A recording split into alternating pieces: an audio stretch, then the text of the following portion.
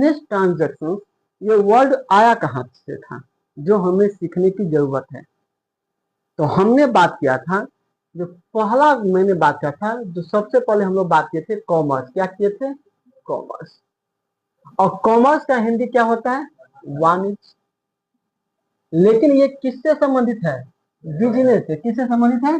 Business, यानी व्यापार से। अब हम लोग बात किए थे कि इस बिजनेस को हम लोग एक्टिविटीज के नाम से दे दिए। क्या नाम दे दिए? Activities, business activity. यानी अब इस बिजनेस एक्टिविटीज को हम लोग कितने तरीके से कंप्लीट करते हैं? दो तरीके से। एक मैन्युफैक्चरिंग,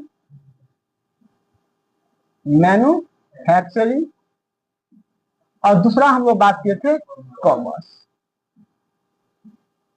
कॉमर्स के अंदर भी दो पार्ट में होता है, एक होता है ट्रेड, और ये व्यापार को करने वाली सहायक क्रियाएं। ठीक है, तो हम लोग बात करेंगे, लेकिन यहां से हमने बताया था जो कॉमर्स का हिंदी वाणिज्य होता है, ये किससे संबंधित होता है? बिजनेस से, यानी बिजनेस एक्टिविटी से। बिजनेस एक्टिविटी हम लोग दो तरह से कंप्लीट करते हैं, एक मैन्युफैक्चरिंग के माध्यम से और दूसरा हमारा कॉमर्स से माध्यम से। मैन्युफैक्चरिंग के अंदर फैक्ट्री के अंदर सामान बन के तैयार हो जाता है, लेकिन अंतिम उपभोक्ता तक, जो फैक्ट्री से लेकर अंतिम उपभोक्ता तक सामान पहुंचता है, वो किसके अंदर आता है? कॉमर्स के अंदर। लेकिन चाहे जो भी एक्टिविटी हो, लेकिन मेन पर्पस क्या होता है? प्रॉफिट कमाना। क्या होता है? प्रॉफिट कमाना। और ये प्रॉफिट नहीं हो के ये हो सकता है लॉस भी हो। और एक मैंने एक अच्छा एग्जाम्पल आपको दिया था, जो प्रॉफिट का फॉर्मूला क्या होगा? Revenue minus expenses. लेकिन गलत बात है। अब उसको आपको क्या करना है? Matching expenses. क्या बात करना है? छोटे लेवल के थे तो ठीक है, चल सकता है, हम लोग भी यही चीज पढ़े थे। लेकिन यदि आप प्रोफेशनल पढ़ रहे हैं, क्या जॉब ओरिएंटेड कोर्स का मतलब ही होता है जो कुछ अलग लोगों से, विद्यार्थियों से कुछ अलग आपका नॉलेज ना हो, तो फिर आपका एक अलग पहचान नहीं बन पाएगा। तो हमने बात किया था revenue minus matching expenses equal to हमारा क्या आता है? प्रॉफिट। क्या आता है? प्रॉफिट। ये प्रॉफिट या लॉस हमें कैसे पता चलेगा बिजनेस के अंदर? जब बिजनेस के अंदर कुछ ट्रांजैक्शन हो, लेन देन हो। क्या हो? लेना है तो देना है, देना है तो लेना। और ये बिजनेस के अंदर है, तो हम लोग उसको क्या बोलते हैं? Business transaction. क्या बोलते हैं? बिजनेस, व्यापारिक लेन देन। इतना हम लोग समझे थे। ठीक है, अब बिजनेस ट्रांजैक्शन पहचानना, आइडेंटिफिकेशन ऑफ बिजनेस ट्रांजैक्शन क्यों जरूरी है, तो हमने कुछ एग्जाम्पल के माध्यम से समझाया था। जैसे ऑडिटर के रूप में हम जाते हैं, तो ऐसा देखने को मिलता है जो पर्सनल एक्सपेंसेस भी किसको पर थोपा जाता है? बिजनेस के ऊपर थोपा जाता है। जबकि बिजनेस एक अलग एंटिटी है, बिजनेस एक मालिक से अलग एंटिटी है। आपके पर्सनल खर्चा लेने का जिम्मेदार वो नहीं है। ठीक है, वो आर्टिफिशियल पर्सन है, हमारा आपके जैसे ये कुल्हाड़ी कुदाल लाया करने के लिए नहीं पहुंच सकता है, तो उनके रिप्रेजेंट में हम लोग काम करते हैं। तो यहाँ से एक कीवर्ड आया, बिजनेस ट्रांजैक्शन। क्या आया? बिजनेस। अब बिजनेस ट्रांजैक्शन को हमें समझना जरूरी है। It means a financial transaction. Business transaction का मतलब क्या होता है? फाइनेंशियल ट्रांजैक्शन, या इसको हम फाइनेंशियल के बदले में इकोनॉमिक ट्रांजैक्शन वो भी बोल सकते हैं। ठीक है, इकोनॉमिक। फाइनेंशियल का मतलब होता है पैसे में लेन देन, पैसे में लेन देन, ऐसा लेन देन जो पैसे में हो। किस में हो? पैसे में। इकोनॉमिक का मतलब भी होता है अर्थ, अर्थ का मतलब होता है धन से संबंधित, तो धन आएगा या जाएगा। ठीक है, तो it means a financial transaction entered into by two parties. कितने इसमें पार्टी इन्वॉल्व होना चाहिए? दो पार्टी इसमें इन्वॉल्वमेंट होना चाहिए। बताइए, आप खुद से ट्रांजेक्शन कंप्लीट कर सकते हैं? नहीं, ये मेरा बुक है, मेरे पॉकेट में रख दो, आप पैसा मेरे पॉकेट से निकाल के फिर इस पॉकेट में डाल दो, ऐसा नहीं होगा। दो पार्टी होना चाहिए। जब तक सेपरेट एंटिटी नहीं होगा, तब तक ट्रांजेक्शन कंप्लीट नहीं होता है, ये हमेशा याद रखिए। अब कहिएगा, जो ऑनर जो बिजनेस से कुछ भी निकालता है, तो उसको हम लोग कैपिटल के नाम से जानते हैं, ड्रॉइंग्स के नाम से जानते हैं।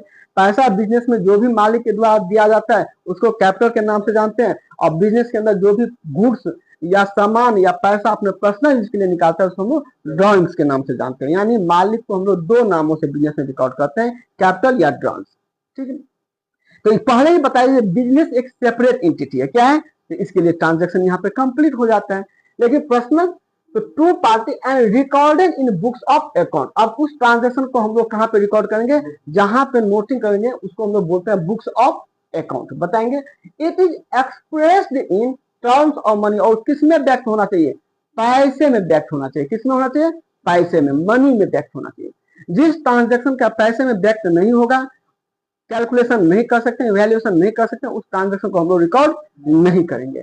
तो एक चीज बताइए, तो बिजनेस ट्रांजेक्शन के अंदर कोई भी कंफ्यूजन, तो क्या है इसका परिभाषा, it means a financial transaction entered into by two parties and recorded in the books of account, it is expressed in terms of money, और किसमें होना चाहिए, पैसे में होना चाहिए। चलिए हम लोग फिर बात करते हैं एग्जाम्पल। अब इसके अंदर एग्जाम्पल हम 3-4 एग्जाम्पल दिए हैं, ठीक है, बहुत सारे एग्जाम्पल हो सकते हैं। Purchase of goods, purchase of goods. अब गुड्स का मतलब क्या होता है हमें भी मालूम नहीं है, गुड्स का मतलब क्या होता है हमें भी अभी मालूम नहीं है। देखिए मैं जब तक छोटे बच्चे की तरह नहीं समझेंगे, यदि हम अपने आप को समझेंगे, जो 15 साल का 20 साल का इस सेक्टर में अनुभव है, और आपके पास अपना जो भी अनुभव किया एक ही क्लासेज में झाड़ दिए, बस सर तो बहुत योग्य है, नॉलेज है, स्वाभाविक है, इस फील्ड में इतना टाइम दिए हैं तो नहीं बड़ा विद्वान बन सकता हूँ, तो इतना कैपेबल तो हूँ, इतना तो अपने आप को कह सकता हूँ जो आपको लैप बना सकता हूँ, आपको ज्ञान के आधार पर आप अपना कैरियर बना सकते हैं, इतना अनुभव तो है, इतना दे सकते हैं। विद्वानों की कमी नहीं है, शिक्षा नॉलेज अच्छा होता है, जीवन पर्यंत लोग सीखता रहता है, ठीक है, लेकिन इतना सेक्टर में टाइम देने से, अपने कॉमर्स फील्ड में, टैक्सेशन के फील्ड में टाइम देने से, इतना मैं कह सकता हूं, जो आप यदि इस संस्था से जुड़े हैं तो 6 महीने के बाद आपको अनएम्प्लॉयमेंट नहीं होने देंगे, इतना मैं आश्वासन दे सकता हूं। तो ट्रांजेक्शन बहुत सारे हो सकते हैं, हजारों लाखों ट्रांजेक्शन होते हैं, इसमें तीन है। देखिए परचेज ऑफ गुड्स, गुड्स का क्या मतलब है हमें भी मालूम नहीं है, समझेंगे। सेल्स ऑफ गुड्स, यानी हमने गुड्स परचेज किया, सेल ऑफ गुड्स, गुड्स को मैंने सेल किया, रेंट पेड किया, सैलरी पेड किया, मशीनरी परचेज किया, बिल्डिंग परचेज किया, मालिक ने बिजनेस के अंदर पैसा लगाया, मालिक ने बिजनेस के अंदर पैसा लिया, ये सारे क्या है, बिजनेस ट्रांजेक्शन। क्या है, बिजनेस ट्रांजेक्शन। तो ट्रांजेक्शन कई तरह के हो सकते हैं, बस एक एग्जाम्पल है। अब हमें यहाँ पे समझना है गुड्स क्या है, सबसे इंपॉर्टेंट वर्ड यदि हमारा है यहाँ पे, तो एक था बिजनेस ट्रांजेक्शन का मतलब समझना, और दूसरा क्या है यहाँ पे हमें गुड्स का मतलब समझना। अब हम लोग क्या समझेंगे, गुड्स के बारे में समझेंगे। तो चलिए गुड्स, अब थोड़ा ध्यान से देखिए गुड्स क्या है। ये विद्यार्थी जनरली बहुत कंफ्यूजन होता है यहीं पे। मैंने बताया था कि छोटे छोटे चीज को जब इग्नोर कर देते हैं तो वही बाद में बड़ा प्रॉब्लम क्रिएट होता है। अपने आप ये बड़ा प्रॉब्लम क्रिएट नहीं होता है जब हम छोटे छोटे चीज को इग्नोर करना छोड़ देते हैं, छोटा चीज है क्या ध्यान दे, ये तो आता ही है, नहीं, इसका वही चीज बाद में एक विस्तार ले लेता है। क्या लेता है, विस्तार। ये आपको अभी पता चलेगा। अब गुड्स का मतलब देखिए, goods are the physical items of trade. Trade मतलब क्या होता है, व्यापार, और उस व्यापार का फिजिकल आइटम, फिजिकल आइटम का मतलब जिसको देख सकते हैं, छू सकते हैं, यही है फिजिकल आइटम। क्या है, तो गुड्स हमेशा क्या होना चाहिए, फिजिकल आइटम होना चाहिए।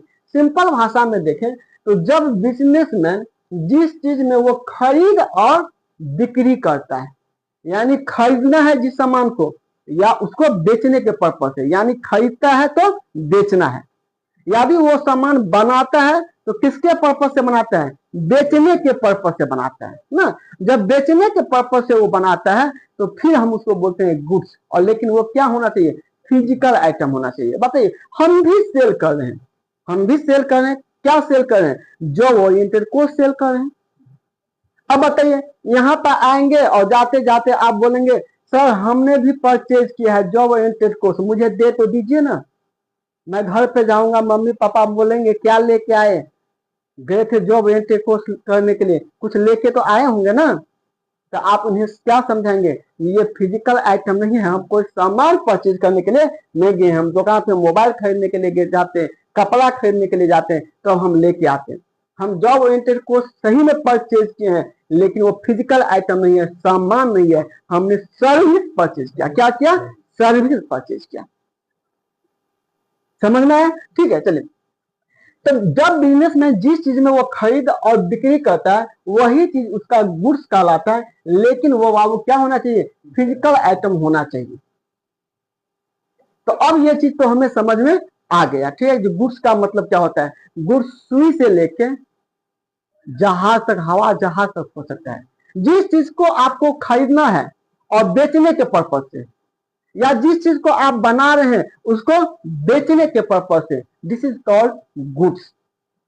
यदि मैं घर बना रहा हूं और यदि घर मैं बेचने के पर्पज से बना रहा हूं, मकान में बेचने के पर्पज से बना रहा हूं, उसको हम लोग क्या नाम देंगे, गुड्स के नाम से संबोधित करेंगे।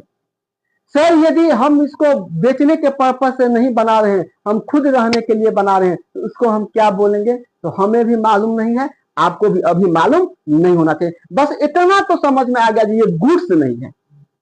यदि हम बिल्डिंग बनाए हैं लेकिन उसे बेचना नहीं है, पर्सनल यूज करना है, तो इतना समझ में आज की क्लासेस में आ जाना चाहिए जो ये गुड्स नहीं है। अब है क्या चीज, तो हमें भी मालूम नहीं है और आपको भी मालूम नहीं है। ऐसा करके यदि हम लोग सीखेंगे तो बहुत अच्छी तरह से अकाउंटिंग, टैक्सेशन सब कुछ समझ के चले जाएंगे। जबकि मालूम है, ग्रेजुएशन करके आए तो क्या है मालूम है, लेकिन ये नादान बन है जो अभी क्या है उसको हम असली मीनिंग समझेंगे, सही तरीका से समझेंगे। तो इतना समझ में आ गया। एक बात बताइए, मैं लैपटॉप का दुकान क्या हूं, मैं क्या क्या हूं, लैपटॉप का दुकान। अब हमारे स्टोर में कई लैपटॉप लगे हुए हैं, रखे हुए हैं, किसके लिए, कस्टमर के लिए। एक लैपटॉप या 2-3 लैपटॉप मैं अपने स्टाफ के लिए रखा हूं और एक लैपटॉप मैं अपना इस पे काम कर रहा हूं। क्या कर रहा हूं, काम कर रहा हूं। कोई कस्टमर आएगा और बोलेगा जो नहीं ये ही लैपटॉप दे दीजिए, तो एक बात बताइए, इस लैपटॉप को हमें बेचना है, नहीं, ये हम किसके पर्पज से रखें, ऑफिस के पर्पज से रखें। तो जब इस लैपटॉप को हम अपने ऑफिस के पर्पज से रखें तो क्या ये गुड्स कहलाएगा।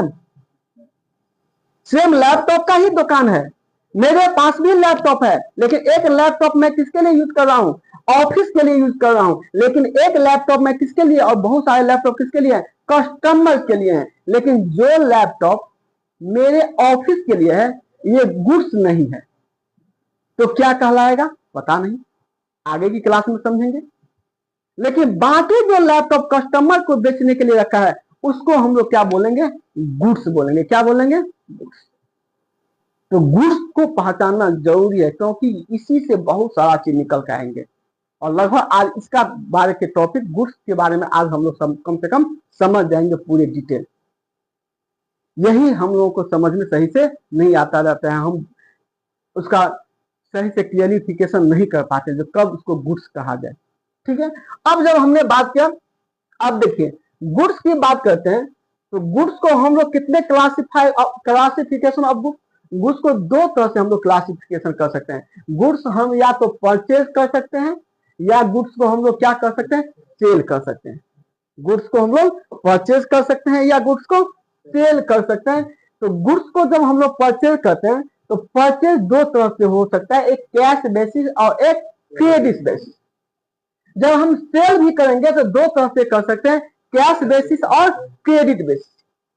क्रेडिट बेसिस का मतलब उधार में, क्रेडिट का मतलब उधार में। हो सकता है एक ही कस्टमर को हम कैश बेसिस पे भी सेल कर रहे हैं और क्रेडिट बेसिस में, यानी कुछ पैसा वो कैश में दे दिया और कुछ पैसा उधार रहा।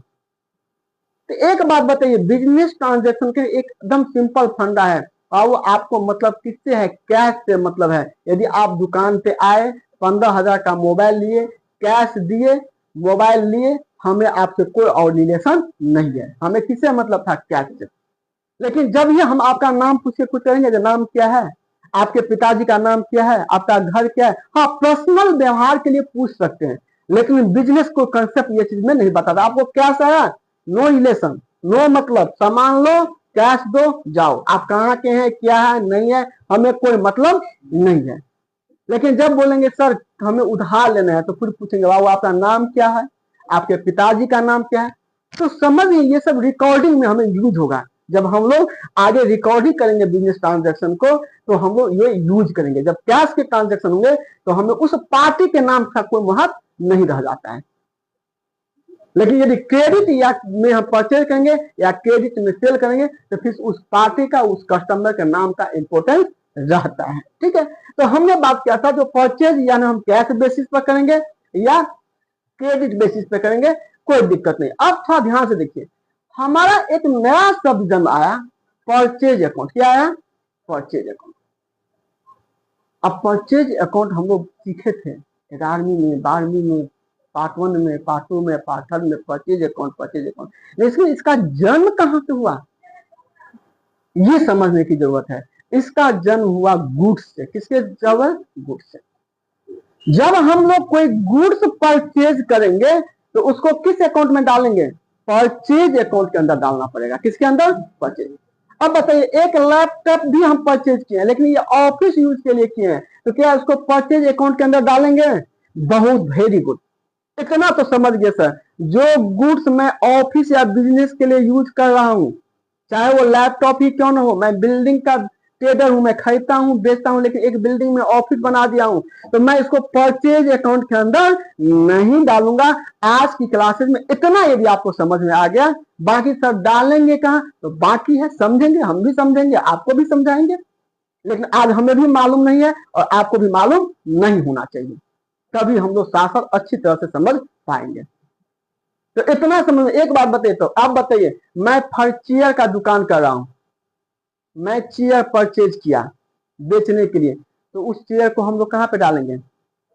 परचेज अकाउंट में। मैंने 5 चेयर खरीदा ऑफिस में लगाने के लिए, उस चेयर को कहां पे डालेंगे? सर मुझे मालूम नहीं, लेकिन परचेज अकाउंट में नहीं डालेंगे। इतना समझ में आया? चलिए अब इसके बाद कहते हैं, तो the purchase account is use for purchase of goods. क्या शब्द है? ध्यान से देखिए, purchase of goods, purchase of goods कहां पे यूज करेंगे? जब जहां पे गुड्स परचेज को, गुड्स जब हम परचेज करेंगे, गुड्स हम परचेंगे फॉर रीसेल, फॉर रीसेल, इसे हमें बेचना है, इसे हमें बेचने के लिए, और फॉर प्रोड्यूसिंग फिनिश्ड प्रोडक्ट। और कैसे? यदि हम बिल्डिंग बना रहे हैं और उस बिल्डिंग का बिल्डिंग का इंटेंशन है जो हमारे उसे बेचना है, हम उस पर्पज से बना रहे हैं जो हमें उसे बेचना है, उसमें जो भी मटेरियल यूज होंगे, ईंट, सीमेंट, स्टील, ये सब हमारा क्या कहलाएगा? गुड्स। क्या कहलाएगा? तो इसको हम लोग कहां पे डालेंगे? परचेज अकाउंट के अंदर। मोबाइल के अंदर जो भी एसेसरी है, मोबाइल बना के हम कंप्लीट बेचते हैं, लेकिन जो भी एसेसरी आइटम खरीदते हैं, उसके पास बैटरी, जो भी हर वो रॉ मटेरियल, हमें नहीं मालूम है रॉ मटेरियल है क्या, पता नहीं, अभी कुछ नहीं मालूम है, बहुत समझे ना, बहुत कम अनुभव टीचर के पास आप पढ़ रहे हैं, ठीक है। हम भी ज्ञान, हाँ, लेकिन धीरे धीरे हम भी अनुभव हो जाएंगे, हमारा भी अनुभव हो जाएगा, आपको भी अनुभव बना के भेजेंगे, ठीक है। पता नहीं क्या बोलते हैं इसको, ठीक है। तो जब हम लोग बिल्डिंग बनाते हैं तो उसमें छोटे छोटे ईट का यूज होता है, बालू का होता है, तो ये जब हमें उस बिल्डिंग को बना के बेचना है तो इसको हम लोग कहाँ पे डालेंगे? जब परचेज करेंगे तो परचेज अकाउंट के अंदर। लेकिन जब उसे बेचना नहीं है तो कहां पे डालेंगे हमें मालूम नहीं है। एक पक्ष को पहले मजबूत करना है, नहीं तो खिचड़ी बन जाएगा, नहीं तो खिचड़ी। बताने के लिए तो हम बहुत चीज बता सकते हैं एक ही क्लास में, बस आपको ये चीज में हो जाएगा तो सर तो नॉलेज है, अनुभव है, स्वाभाविक है, 15-20 साल यदि फील्ड में दिए तो उतना सक्षम तो है, ठीक है। तो एक चीज तो समझ में आ गया, ठीक है। तो या प्रोड्यूसिंग फिनिश प्रोडक्ट, कोई भी फिनिश प्रोडक्ट बना रहे हैं। अब बताइए, फर्नीचर बना रहे हैं, तो एक तो हुआ तो फर्नीचर हम खरीद के बेच देंगे, एक क्या करते हैं, हम वुड लकड़ी खरीदेंगे, पेड़ खरीदेंगे, उसको काटेंगे, लकड़ी उसको चिरान, उसके साइड में चिरान करेंगे, उसके बाद उसको बनाएंगे, उसके बाद बेचेंगे, तो उसके भी हम लोग किसके अंदर डालेंगे? परचेज अकाउंट के अंदर। किसके अंदर? क्योंकि उसको बेचना है, इसको बेचना है। लेकिन यदि घर के यूज के लिए या ऑफिस यूज के लिए बना रहे हैं, जिसको बेचना नहीं है, कहाँ डालेंगे पता नहीं, ठीक है। चलिए अब हम लोग बात करते हैं, एक किसका था, कपिल शर्मा का शो देखे थे ना, हमें पता नहीं क्या था ये, मैं भूल रहा हूँ, हाँ बहुत दिन हो गया। चलिए अब हम बात करते हैं सेल्स अकाउंट। क्या बोलते हैं? Sales account. तो the sales account is used for sales of goods, sales of goods which are dealt by the firm. Firm का मतलब होता है, देखिए एक फर्म होता है पार्टनरशिप बिजनेस को भी हम लोग फर्म कहते हैं, और एक फर्म को हम लोग बोलते हैं बिजनेस करने वाली संस्थाएं। जनरल यदि हम लोग फर्म बोले, यूज करें, तो उसको आप समझिए कि ये बिजनेस करने वाली संस्थाएं हैं, छोटे लेवल पर हम उसको फर्म के नाम से भी, तो फर्म का मतलब यहाँ पे आप समझिए ये बिजनेस करने वाली संस्थाएं हैं। The term sales include both cash and credit. The sales account use for sale of goods, यानी सेल अकाउंट कब खोलेंगे? जब गुड्स का सेल हो, गुड्स का सेल। कोई दिक्कत? चलिए अब हम लोग बात करते चाहे आप उसके अंदर भी include both cash and credit. अब क्वेश्चन आया सर यदि हम गुड्स परचेज करेंगे तो क्या गुड्स अकाउंट हमारा क्रिएट नहीं हो सकता है? बताइए, हम लोग बचपन में समझे थे गुड्स परचेज तो हम लोग गुड्स अकाउंट को डेबिट करते थे, गुड्स अकाउंट को डेबिट करते थे, ऐसा सीखे थे ना बाबू, गुड्स अकाउंट को डेबिट करते थे। सेल किए तो गुड्स अकाउंट को क्या करते थे? क्रेडिट करते थे ना। तो ये भी गलत नहीं है, ये भी गलत नहीं है। गुड्स को हम परचेज किए तो गुड्स अकाउंट डेबिट, गुड्स को सेल किए तो गुड्स को क्रेडिट कर देते थे। समस्या समझिए जो हमने सेपरेट अकाउंट बनाने की क्या जरूरत हुआ। अब एक बात बताइए, जब गुड्स को हमने परचेज किया तो गुड्स को डेबिट किया, अब गुड्स को हम वापस भी कर सकते हैं ना, परचेज रिटर्न, तो गुड्स को हम क्या करेंगे? क्रेडिट करेंगे, करेंगे कि नहीं? और हमने यदि सेल किया था वो कस्टमर भी वापस कर सकते हैं, तो वो गुड्स को हम लोग क्या करेंगे? डेबिट करेंगे। अब बताइए मैं आपसे पूछ रहा हूं कि कितने का परचेज हुआ, कितने का सेल हुआ, कितने का परचेज रिटर्न हुआ, कितने का सेल्स रिटर्न हुआ, बताइए। किताबी ज्ञान तक सही था, किताबी ज्ञान तक, लेकिन प्रैक्टिकल व्यवहारिक दुनिया में जब हम लोग अकाउंटिंग सीखना करना स्टार्ट कर देते हैं तो फिर ये काम मुश्किल हो जाता है। क्या हो जाता है? मुश्किल हो जाता है। निकाल सकते हैं आप? बहुत मुश्किल हो जाएगा। तो इस समस्या को से बचने के लिए हमने क्या क्या एक सेपरेट अकाउंट दे दिया सबका, purchase account, sales account, purchase return account, sales return account. लेकिन ये सबका जन्म किससे हुआ है? गुड्स से। मेन चीज है गुड्स। क्या है? गुड्स। गुड्स समझना हमारे लिए जरूरी है। यदि हम परचेज करेंगे तो परचेज गुड्स को हम क्या चीज परचेज करेंगे? गुड्स। अब बताइए हमने फर्नीचर परचेज किया है, किसके लिए? बेचना नहीं है, यूज नहीं है, तो हम गुड्स इसको नहीं मानेंगे, तो परचेज अकाउंट के अंदर नहीं डालेंगे। कहां पे डालेंगे? आगे की बात है। तो हमने जब गुड्स परचेज किया तो परचेज अकाउंट, सेल किया तो सेल्स अकाउंट, गुड्स को हमने रिटर्न कर दिया, परचेज रिटर्न है तो purchase return account, sales return हुआ तो सेल्स रिटर्न, यानी सेपरेट अकाउंट हमने खोल दिया, जिससे अब हमारा कंफ्यूजन जो भी था वो दूर हो गया। समझ? चलिए तो अब हम लोग बात करते हैं, एक बात बताइए, अब हमारा फिर टर्निंग पॉइंट देखिए शुरुआत में। अब हम लोग बात करते हैं स्टॉक, नाम सुने होंगे स्टॉक। अब ये स्टॉक भी आता है गुड्स से ही आता है। स्टॉक का भी जन्म किससे होता है? गुड्स से ही होता है। कब स्टॉक में आप उसको नाम देंगे? तो जब गुड्स, जब हम कोई सामान परचेज किए हैं और उस फाइनेंशियल ईयर इन तक, यानी हमने ईयर की बात की, हमारा फाइनेंशियल होता है 1 अप्रैल से लेके 31 मार्च तक। ईयर दो प्रकार के होते हैं, एक कैलेंडर ईयर और एक फाइनेंशियल ईयर। हमारा जो भी प्रैक्टिकल लाइफ में काम चलता है वो फाइनेंशियल ईयर के, और फाइनेंशियल ईयर में कितने सालों का इन्वॉल्वमेंट होता है? 2 साल का। कैलेंडर ईयर में 1 साल का।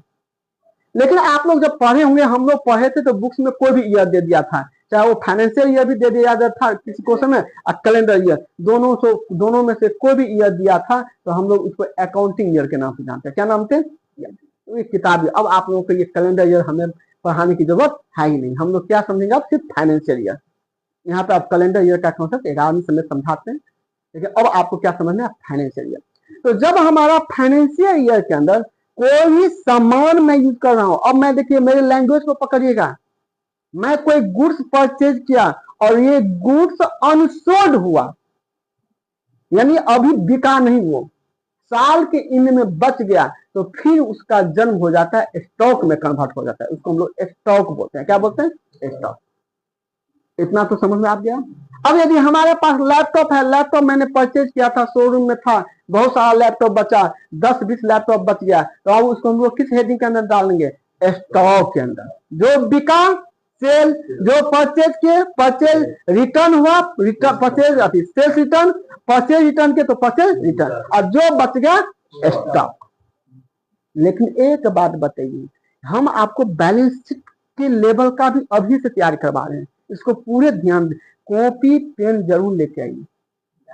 लाए हैं ना? क्लास में बैठिए, कॉपी पेन लेके, हाँ नोटिस करना पड़ेगा, अभी नहीं, पहले सुन लीजिए, ठीक है? अब ये चीज समझा आप। अब एक बात बताइए, इस स्टॉक को तो समझ में, लेकिन एक लैपटॉप 2-4 स्टाफ के लिए भी खरीदे थे ना, ऑफिस के पर्पज से, तो साल के एंड में तो दुकान में ये लैपटॉप भी बचा हुआ है, उसको क्या नाम देंगे? स्टॉक। सर स्टॉक तो नहीं है सर, आप ही बताए हैं, क्योंकि ये जो बचा वो गुड्स होना चाहिए। क्या होना चाहिए? और वो हमें सेल के पर्पज से खरीदे हूँ। लेकिन ये लैपटॉप तो मैं सेल के पर्पज से नहीं यूज कर रहा हूँ, मैं अपने बिजनेस के पर्पज से यूज कर रहा हूँ। तो कहाँ पे डालूंगा सर, किस हेड के अंदर डालूंगा? तो सर मालूम नहीं है, बस इतना। क्या है? मालूम नहीं है, बस इतना मालूम था। जो बेचने वाला है उसको हम लोग कहाँ पे डालेंगे? स्टॉक के अंदर। अब स्टॉक की बात करें तो देखिए क्या है, stock is a tangible asset. यहाँ पे वर्ड क्या यूज हुआ है? ट्रांजिबल एसेट। ट्रांजिबल एसेट का मतलब क्या होता है? ऐसा एसेट जिसको हम लोग देख सकते हैं, छू सकते हैं, देख सकते हैं, छू सकते हैं, दिस इज कॉल्ड ट्रांजिबल एसेट ना। तो स्टॉक क्या है? स्वाभाविक बोले क्यों ऐसा ट्रांजिबल एसेट यूज हुआ? देख सकते हैं, छू सकते हैं। तो उनके जो पिताजी है गुड्स, उसी के डिफिनेशन में था। तो गुड्स क्या होना चाहिए? फिजिकल आइटम होना चाहिए। उनके जो पिताजी है स्टॉक के गुड्स, उनके परिभाषा में ही है ये चीज। और वो मेरे पिताजी का ब्राह्मण समाज से आते हैं, तो हम अदर्स थोड़ी हो सकते हैं? नहीं हो सकते ना। आइडेंटिटी तो वहीं से मेरा बनेगा। आइडेंटिटी कहां से बनेगा? वहीं से बनेगा। पहचान मेरा किससे होगा? वहीं से होगा। समझ में आया? ठीक है। तो क्यों ऐसा हुआ जो ये ट्रांजिबल एसेट क्यों यूज किया? ट्रांजिबल एसेट का मतलब परिभाषा जिसको हम देख सकते हैं, छू सकते हैं। तो स्टॉक भी क्या होना चाहिए? ट्रांजिबल, क्योंकि स्टॉक का जन्म किससे हुआ है? गुड्स से। और गुड्स की परिभाषा में ही है जो गुड्स क्या होना चाहिए? फिजिकल आइटम्स होना चाहिए। ठीक है। तो ऐसे held by the enterprises firm. Enterprises एक थोड़ा अच्छे लेवल की वर्ड है। इंटरप्राइज ये भी एक बिजनेस संस्थाएं की नाम है, लेकिन कहने का एक लेवल है। नहीं, जैसे हम लोग बोलते हैं आप कितना डिस्काउंट दीजिएगा, आइए आप दूसरे शब्दों में बोल सकते हैं आप रिबेट कितना दीजिएगा। दोनों में कहने का वर्ड तो एक ही है, लेकिन दोनों में अंतर है। तो फर्म एक छोटे लेवल पर हुआ, इंटरप्राइज एक बड़े लेवल पर हम लोग बात करते हैं। क्या बात करते हैं? बड़े लेवल पर। कॉर्पोरेट उससे भी बड़े लेवल पर बात करते हैं। ठीक है, चलिए। तो for the purpose of production और सेल ऑफ गुड्स, स्टॉक एक ट्रांजिबल एसेट है, हेल्ड बाय द इंटरप्राइज। किसके द्वारा रखा गया? फर्म या बिजनेस करने वाला। फॉर द पर्पस प्रोडक्शन और सेल ऑफ गुड्स, यानी या तो वो प्रोडक्शन के लिए रखा गया है। अब इस बार हम बिल्डिंग बना रहे हैं, साल के एंड में बिल्डिंग कंप्लीट नहीं हुआ है, कुछ ईंट सीमेंट बालू सब बचा हुआ है, ये भी तो स्टॉक ही है ना। और किसके लिए रखे हैं? बिल्डिंग बनाने के लिए, प्रोडक्शन के लिए। मोबाइल हम लोग कुछ काम कंप्लीट हो चुका है, कुछ मोबाइल का पार्ट सब बचा हुआ है जो अगले साल लगाना है, लेकिन इस साल के इन में तो बचा हुआ है। तो क्या होगा ये? और उसका पर्पस क्या है? बेचना। पर्पस क्या है? ये भी स्टॉक है। तो सर जो काम इनकम्प्लीट है उसको क्या बोलेंगे? हमें भी मालूम नहीं, आपको भी मालूम नहीं, सब कुछ समझेंगे। जो भी मैन में चलेगा आप इंतजार कीजिए, आपको एक एक चीज खुचा छुड़ा छुड़ा के पढ़ाएंगे।